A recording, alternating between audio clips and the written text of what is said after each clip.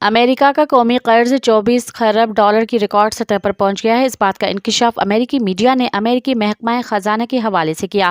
قرض سے مشروط حد کے زمرے میں ٹریجری بلز، صفر coupons bonds, federal financing bank کی طرف سے جاری کردہ قرض اور بعد دیگر ایجنسیوں کی گارنٹی شدہ قرضوں پر غیر محفوظ شدہ ریاض شامل نہیں۔